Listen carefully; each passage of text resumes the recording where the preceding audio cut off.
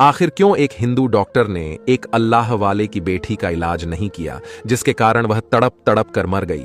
फिर आगे जो उस डॉक्टर के साथ हुआ वो सब आप इस वाक्य में सुनिए। मुल्तान के एक छोटे से गांव में जंगल के करीब दो मियां बीवी रहते थे। उन्होंने कुछ बकरियां पाल रखी थीं। उनका गुजर बसर अपनी बकरियों के दूध बेचकर होता था। वे बेहद गरीब थे। कभी कभी हिम्मत जुटाकर लकड़ियां काटकर शहर में बेचने से अपनी रोजी रोटी तलाश कर लिया करते थे। ये दोनों मियां बीवी बेऔलाद थे। ऐसा नहीं था कि वह बुढ़िया बांझ थी, बल्कि वह औलाद को जन्म तो देती थी, लेकिन उसकी औलाद पैदा होते ही मर जाती थी। इसी गम ने उन्हें वक्त से पहले बूढ़ा कर दिया था। अल्लाह ताला ने उन्हें सबसे पहले एक बेटे से नवाजा। जब वह 1 महीने का था तब मामूली बुखार के कारण चल बसा। इस सदमे को उन्होंने दिल से लगा लिया। फिर जल्द ही अल्लाह ताला ने उन्हें एक और खुशखबरी दी। यह खुशखबरी पुराने जख्म को भरने जैसी लगी, लेकिन उन्हें क्या मालूम था कि यह जख्म पहले जख्म से भी गहरा होगा। उनका यह बेटा भी 4 महीने की उम्र में वफात पा गया। वे दोनों मियां बीवी इस गम को अपने सीने से लगाए सब्र और शुक्र के साथ अपनी जिंदगी गुजारने लगे। अब तो उन्हें औलाद की भी कोई उम्मीद नहीं थी। इस बात ने उनके दिल को गम से भर दिया था। उन्हें ऐसा लगता था जैसे उनके दिल गम से फट जाएंगे। अल्लाह से सब्र मांगकर उन्होंने खुद को तसल्ली दी। इस घटना को 4-5 साल गुजर चुके थे। अब उन्होंने अपनी जिंदगी का मरकज लकड़ियां काटने, बकरियों का दूध बेचने और घर के छोटे मोटे कामों में बना लिया था। बुजुर्ग अल्लाह की इबादत में मसरूफ रहते और रोजी रोटी की तलाश के बाद दोबारा इबादत करके अल्लाह को राजी करने में लगे रहते, ताकि उन्हें सुकून मिल सके और उनका दिल गम से हल्का हो जाए। लेकिन बुढ़िया बेचारी अपने दुनिया से गए हुए बच्चों को याद करके हर वक्त रोती रहती। अल्लाह ताला को उनके हाल पर रहम आ गया। पूरे 5 साल बाद उन्हें एक बार फिर औलाद की खुशखबरी मिली। इस बार ये लोग बहुत खुश थे और साथ ही डरे हुए भी थे। लेकिन अल्लाह ताला ने अपनी रहमत से उन्हें नवाजा और उनके सारे खौफ को खत्म कर दिया। वे दोनों मियां बीवी अब खुद से बढ़कर अपनी बेटी का ख्याल रखते थे। वो बच्ची बहुत प्यारी, खूबसूरत, गोरी रंगत और गोल मटोल थी। उसे देखकर हर कोई प्यार करने पर मजबूर हो जाता। अब उन दोनों मियां बीवी की अल्लाह ताला से एक ही दुआ थी कि अल्लाह ताला उसे लंबी जिंदगी अता करे। बुढ़िया अपनी बेटी का बहुत ख्याल रखती थी। जब बच्ची सो जाती तो वह उसके सीने पर हाथ रखकर देखती कि कहीं उसकी बेटी की सांस तो नहीं बंद हो गई। उसे हर वक्त वहम बना रहता था। बुजुर्ग अब काफी बूढ़े हो चुके थे, लेकिन अपनी बेटी को सामने देखकर उन्हें ऐसा लगता जैसे उन्हें नई जिंदगी मिल गई हो। अल्लाह ताला ने उन्हें इस आजमाइश से निकालकर औलाद की नेमत से नवाजा था। दिन यूं ही गुजरते गए और वह खूबसूरत बच्ची 10 साल की हो चुकी थी। अपनी मीठी बातों से वह अपने वालिद का दिल बहलाती और उनकी झोपड़ी की रौनक बनकर इधर उधर घूमती रहती। सर्दियों के दिन थे और सख्त ठंड की वजह से उस 10 साल की बच्ची को अचानक से सर्दी और बुखार हो गया। दोनों मियां बीवी के हाथ पांव फूल गए। वे पहले ही अपनी 3 औलादें खो चुके थे और अब किसी भी कीमत पर अपनी इस औलाद को खोना नहीं चाहते थे। उन्हें ऐसा लगता था कि अगर उनकी बेटी को कुछ हो गया तो वे जीते जी मर जाएंगे और कभी भी चैन से सांस नहीं ले पाएंगे। यह बच्ची ही उनका एकमात्र सहारा थी, उनके जीने की ख्वाहिश थी। मगर अब उसी को कुछ हो गया तो वे खुद को कभी माफ नहीं कर पाएंगे। दोनों मियां बीवी अपनी बेटी के इलाज के लिए हर मुमकिन कोशिश करने लगे, लेकिन उनकी बेटी की सेहत दिन ब दिन बिगड़ती चली गई, यहां तक कि बुखार शदीद हो गया। बच्ची की मां ने उस बुजुर्ग से कहा, हम इस तरह अपनी बच्ची को मौत के मुंह में नहीं जाने दे सकते, लिहाजा हमारे पास जो बकरियां हैं उन्हें बेचकर अपनी बेटी के इलाज पर खर्च कर देते हैं। बात की बाद में देखी जाएगी।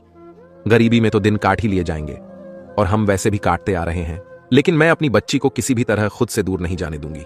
दूसरी तरफ बुजुर्ग की भी यही हालत थी। वह अपनी औलाद को फिर से अपने सामने दूर जाता हुआ नहीं देख सकते थे। उन्होंने अपनी बूढ़ी बीवी की बात मान ली और बकरियां बेचकर पैसे इकट्ठे किए। फिर अपनी बेटी को बैलगाड़ी पर लादकर शहर के अस्पताल ले जाने लगे। रास्ते में उन्हें एक शख्स नजर आया। बुजुर्ग ने उससे पूछा, अल्लाह के बंदे, मुझे बताओ, क्या कोई अच्छा डॉक्टर है जो मेरी बेटी का इलाज कर सके? मेरी बेटी इस वक्त बहुत बीमार है। उस आदमी को बुजुर्ग पर बड़ा तरस आया और उसने बताया कि शहर में एक बहुत अच्छी बच्चों की डॉक्टर मौजूद है। वह खास तौर पर बच्चों का इलाज करती हैं और उनके हाथ में बहुत शिफा है। उनका नाम डॉक्टर प्रिया है। यह सुनकर बुजुर्ग की आंखों में उम्मीद की एक किरण जागी। वह फौरन शहर की ओर निकल पड़े। पूरे रास्ते उनकी बच्ची बेहोश रही और उनका दिल ऐसा लग रहा था जैसे किसी ने उसे मुट्ठी में भर लिया हो। बुजुर्ग रास्ते भर अल्लाह से दुआएं करते रहे। आखिरकार वे शहर के बड़े अस्पताल के पास पहुंचे, जहां डॉक्टर का क्लिनिक समय खत्म हो रहा था। डॉक्टर प्रिया उस वक्त अस्पताल से निकल रही थीं। वह एक जानी मानी डॉक्टर थीं और उन्हें पार्टियों में जाने का बहुत शौक था। इसी शौक के कारण वह कभी कभी मरीजों को इंतजार के बावजूद देखने से इनकार कर देती थीं। डॉक्टर प्रिया को अपने इलाज पर बहुत भरोसा था। वह अक्सर कहती, मेरा इलाज ऐसा है कि मौत के मुंह में जाने वाला मरीज भी बिल्कुल ठीक हो जाता है। और यह सच भी था। जब बुजुर्ग अपनी बच्ची को बेहद खराब हालत में बैलगाड़ी पर लेकर पहुंचे, तब डॉक्टर प्रिया अस्पताल से बाहर निकल रही थीं। आज मरीज कम थे, इसलिए उन्होंने सभी मरीजों को जल्दी देख लिया था और अब पार्टी में जाने की तैयारी कर रही थीं। यह वही पार्टी थी जिसका वह लंबे समय से इंतजार कर रही थीं और जिसे किसी भी कीमत पर छोड़ना नहीं चाहती थीं। जैसे ही डॉक्टर प्रिया बाहर निकलीं, बैलगाड़ी वाले ने इशारा करते हुए कहा, यही हैं वो डॉक्टर जिनकी हर जगह तारीफ होती है। बुजुर्ग तुरंत उनके पास गए। डॉक्टर प्रिया ने उन्हें देखा और हैरान रह गईं। बुजुर्ग के कपड़े बेहद पुराने और फटे हुए थे और उनकी बच्ची बैलगाड़ी पर लेटी थी। यह देखकर डॉक्टर प्रिया के चेहरे पर नाखुशी के भाव आ गए। बुजुर्ग ने उनके सामने हाथ जोड़कर कहा, डॉक्टर साहिबा, मेरी बच्ची बहुत बीमार है। वह जिंदगी और मौत की जंग लड़ रही है। खुदा के लिए इसका इलाज कर दीजिए। मैं बहुत दूर एक गांव से इसे लेकर आपके पास आया हूं। डॉक्टर प्रिया ने यह सुनकर अपनी घड़ी पर नजर डाली और फिर बुजुर्ग की तरफ बेरुखी से देखते हुए कहा, मुझे अभी एक बहुत अहम पार्टी में जाना है। मैं इसे किसी भी तरह से छोड़ नहीं सकती। अगर आप इसे कल लेकर आएं तो मैं इसका इलाज कर दूंगी। बुजुर्ग ने रोते हुए डॉक्टर से कहा, मेरी बच्ची के पास वक्त बहुत कम है। यह कई दिनों से बेहोश है। आपको अल्लाह का वास्ता है, आप इसका इलाज कर दीजिए। यह हमारी इकलौती बेटी है। बहुत मन्नतों और मुरादों के बाद और बाकी तमाम औलाद के मर जाने के बाद यह पैदा हुई है। मैं आपके आगे हाथ जोड़ता हूं। आप मेरी बेटी को एक बार जरूर देख लीजिए और दवा तजवीज कर दीजिए। फिर चाहे आप इसे दोबारा मत देखिए, लेकिन मैं बहुत उम्मीद लेकर आपके पास आया हूं। बुजुर्ग की इन बातों से भी डॉक्टर प्रिया का दिल नहीं पसीजा। उनके पास सिर्फ 2 मिनट का समय था। उन्होंने साफ इनकार कर दिया। यहां तक कि उनकी असिस्टेंट डॉक्टर जोहा ने भी उनसे कहा, यह बुजुर्ग तो बाकायदा रो रहे हैं और आपके सामने मिन्नतें कर रहे हैं। आप खुदा के लिए इस बच्ची को देख लीजिए। अगर इस बच्ची को कुछ हो गया तो यह भी जिंदा नहीं रह पाएंगे। लेकिन डॉक्टर प्रिया का दिल जैसे पत्थर का हो चुका था। उन्होंने अपनी बात पर कायम रहते हुए कहा, आपकी बेटी को मैं कल देख सकती हूं। मेरे पास बिल्कुल भी वक्त नहीं है। यह कहकर वह अपनी गाड़ी में बैठी और गाड़ी भगा कर ले गई। बुजुर्ग काफी देर तक बैलगाड़ी के पास अपनी बेटी के सिर पर हाथ रखे हुए उस गाड़ी को जाते हुए देखता रहा जिसमें डॉक्टर प्रिया बैठी हुई थीं। उन्होंने अपनी बकरियां तक अपनी बेटी के इलाज के लिए बेच दी थीं और उसे बैलगाड़ी में लादकर इतनी दूर सिर्फ डॉक्टर प्रिया का नाम सुनकर आए थे। लेकिन उन्हें कुछ भी हासिल नहीं हुआ। उनके दिल में अब भी यह उम्मीद थी कि शायद डॉक्टर प्रिया का दिल नरम पड़ जाए और वह लौटकर उनकी बेटी को देख ले। लेकिन ऐसा नहीं हुआ। गाड़ी उनकी नजरों से दूर होती गई, यहां तक कि वह पूरी तरह ओझल हो गई। थके थके कदमों से बुजुर्ग ने बैलगाड़ी पर बैठकर गाड़ी वाले को चलने का इशारा किया। जब वह गांव पहुंचे और अपनी झोंपड़ी के पास कदम रखा तो उनकी बीवी बेताबी से उनके पास आई। लेकिन जैसे ही उन्होंने बैलगाड़ी में लेटी अपनी बेटी को देखा, जिसकी सांसें उखड़ रही थीं, उन्होंने अपना दिल थाम लिया। बेटी ने आखिरी सांस ली, झटका खाकर बिल्कुल सर्द पड़ गई। अल्लाह की एक और अमानत अल्लाह के पास वापस लौट गई। अब वह बुजुर्ग और उनकी बीवी रो रो कर पागल हो चुके थे। लेकिन सब्र के अलावा और कर भी क्या सकते थे। जो बकरियां उनके पास थीं, वे भी बेच दी गई थीं। अब उनका गुजारा बड़ी मुश्किल से हो रहा था। बुजुर्ग ने इस सदमे को अपने दिल से लगा लिया और अपना ज्यादातर वक्त अल्लाह ताला की इबादत में बिताने लगे। उनकी बीवी हर पल अपनी बेटी को याद करके रोती रहती। उन्होंने अपनी बेटी को कब्रिस्तान में दफनाने की बजाय अपनी झोंपड़ी के बाहर ही एक कब्र खोदी और उसमें दफना दिया। अब हर रोज वह अपनी बेटी की कब्र के पास बैठकर रोते रोते सो जाते। यही उनका मामूल बन चुका था। इस बात को लगभग 6 साल का अरसा गुजर चुका था। उधर डॉक्टर प्रिया का डंका आज भी हर जगह बज रहा था। उनकी शोहरत बनी हुई थी। लोग कहते थे, यह डॉक्टर इतनी अच्छी है और इसके हाथ में इतनी शिफा है कि मरीज पर हाथ रखते ही उसका मर्ज ठीक हो जाता है। डॉक्टर प्रिया की शादी हो चुकी थी और उनके 2 बच्चे थे, एक बेटा और एक बेटी। उनका बेटा बड़ा था और 20 साल का हो चुका था, जबकि बेटी 15 साल की थी। यह परिवार एक बहुत अच्छी जिंदगी गुजार रहा था। दिन तेजी से बीतते जा रहे थे। बड़ा बेटा जो 20 साल का था, अपनी ग्रेजुएशन पूरी कर चुका था। अपनी पढ़ाई पूरी होने की खुशी में उसने अपने घर पर एक पार्टी रखी थी जिसमें उसके तमाम रिश्तेदार, परिवार वाले और दोस्त शामिल थे। डॉक्टर प्रिया का 20 वर्षीय बेटा एक अजीब शौक रखता था। उसे अलग अलग किस्म के कीड़े मकोड़े पालने का बहुत शौक था और ये कीड़े मकोड़े भी कोई आम नहीं बल्कि जहरीले बिच्छू और मकड़ियां थीं। उसने अपने घर में इनके लिए एक पूरा कमरा मखसूस कर रखा था। कमरे में विभिन्न जहरीले कीड़े मकोड़े थे और उसे इनकी फार्मिंग करने में बहुत मजा आता था। डॉक्टर प्रिया बार बार उसे मना करती, तुम ऐसा शौक मत पालो जो तुम्हें नुकसान पहुंचा सकता है। लेकिन वह उनकी बात हंसकर मजाक में उड़ा देता और कहता, यह मेरा शौक है, मैंने इन कीड़ों और मकौड़ों को पालने की पूरी ट्रेनिंग ली है, आप फिक्र मत करें, ये मुझे कभी नहीं काट सकते। उसने अपने शौक के लिए कई जड़ी बूटियां भी अपने पास रखी थीं। वह कहता, अगर गलती से कोई कीड़ा मुझे काट भी ले तो मैं तुरंत अपना इलाज कर सकता हूं। उसके दोस्त भी उसके इस शौक को देखकर हैरान रहते थे। आज की पार्टी में उसके दोस्त खास तौर पर उसके कीड़ों और मकौड़ों को देखने के लिए आए थे। एक दोस्त ने कहा, हम अंदर जाकर तुम्हारे कीड़ों को देखना चाहते हैं, लेकिन उसने तुरंत मना कर दिया, मेरे मासूम कीड़ों को तुम लोग शोर मचाकर डरा दोगे।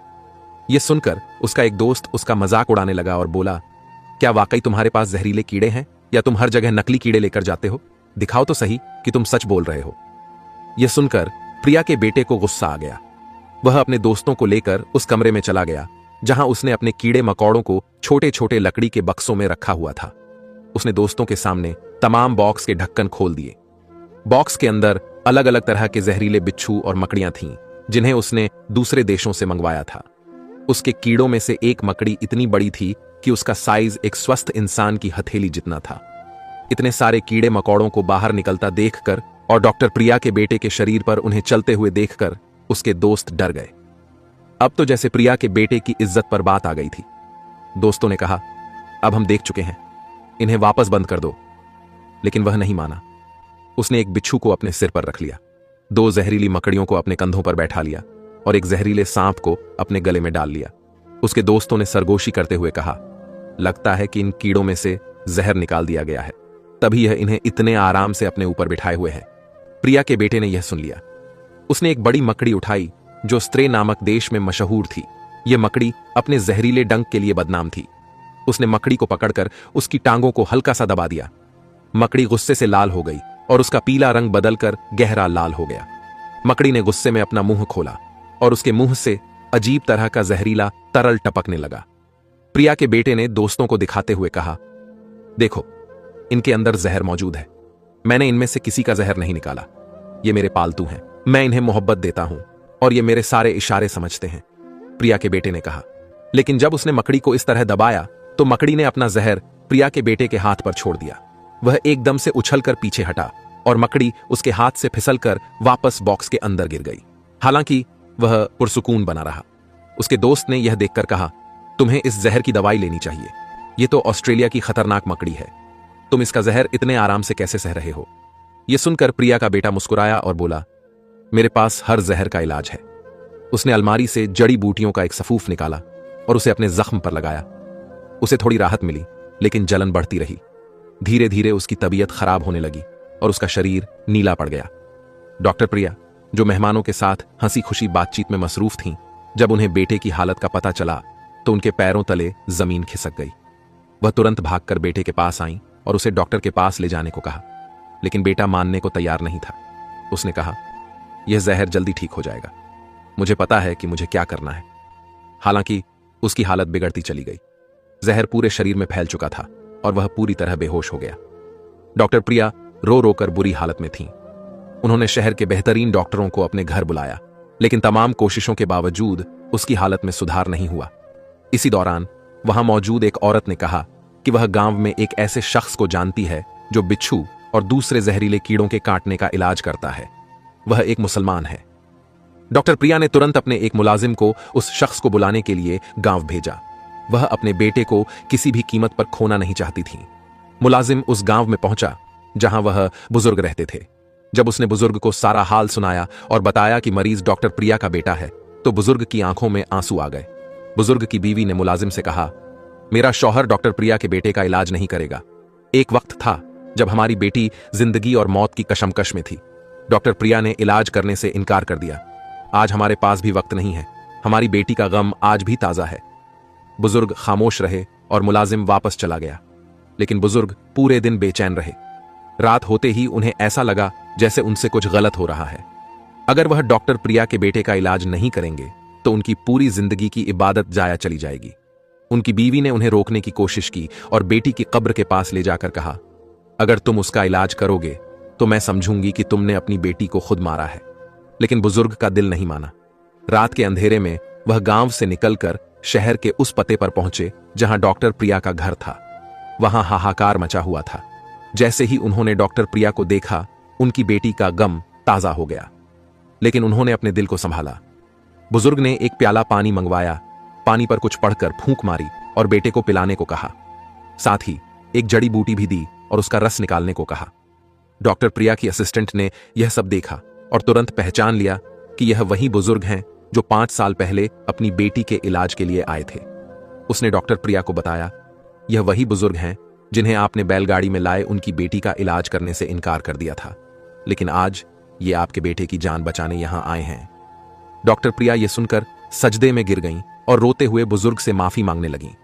उन्होंने कहा, मैंने आपकी बेटी का इलाज इसलिए नहीं किया था क्योंकि मैं मुसलमानों से नफरत करती थी, लेकिन आज आपने मेरा दिल जीत लिया।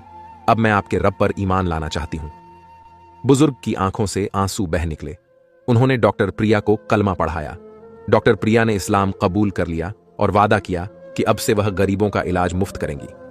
इस घटना के बाद डॉक्टर प्रिया अपनी सलाहियतें गरीबों की खिदमत में लगाने लगीं।